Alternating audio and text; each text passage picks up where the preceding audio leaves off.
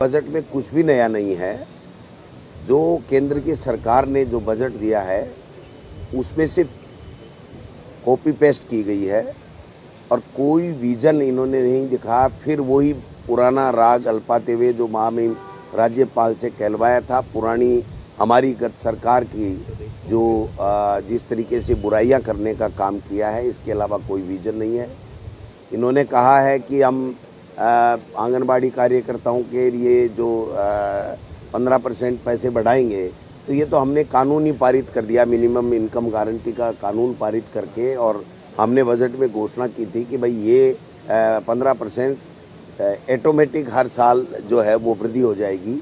चाहे वो पेंशन की बात लो, चाहे आंगनबाड़ी और स्वास्थ्य कार्यकर्ताओं की जो बात की, महिला स्वास्थ्य कार्यकर्ताओं की, उनमें जो बजट में बढ़ोतरी की गई है वो तो हमारी सरकार का किया हुआ काम है। इन्होंने नया कुछ भी नहीं किया है। और पेट्रोल और डीजल की जो हमेशा इस हाउस में चिल्लाते थे, बार बात करते थे कि राजस्थान का पेट्रोल और डीजल बहुत महंगा है, आज उसमें 1 रुपये की किसी तरीके की कोई छूट देने का इन्होंने कोई प्रावधान रखा नहीं है, कोई बात कही नहीं है।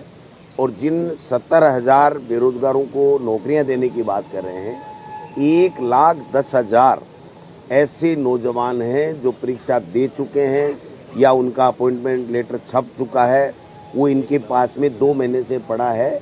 60 दिन से ज़्यादा अधिक समय से रोक करके वो इसके माध्यम से अपनी बात कह करके और फिर नौकरी देने की बात कर रहे हैं, जबकि नई एक भी नौकरी की विज्ञप्ति निकालने की बात किसी भी डिपार्टमेंट के लिए इन्होंने नहीं कही है।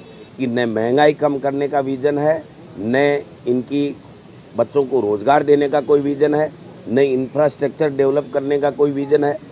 ये चिकित्सा की बात कर रहे हैं। हमारी सरकार के समय हिंदुस्तान में राजस्थान पहला स्टेट है जो नंबर 1 है हेल्थ के इंफ्रास्ट्रक्चर में, उसकी बात नहीं करेंगे।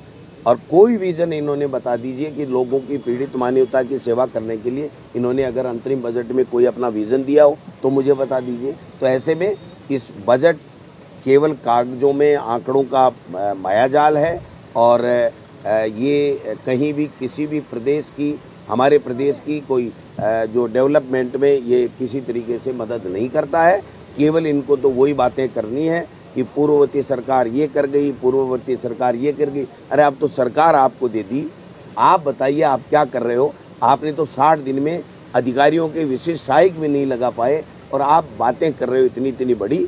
तो ये सारी जनता देख रही है और आने वाले समय में लोकसभा चुनाव में मैं कहना चाहता हूँ कि इनका पूरा का पूरा जो है वो समझ में आ गया लोगों के कि ये केवल रिमोट कंट्रोल की सरकार है, दिल्ली से आई पर्ची की सरकार है और केवल औचक निरीक्षणों की सरकार है। इसके अलावा इससे इतर कुछ भी नहीं।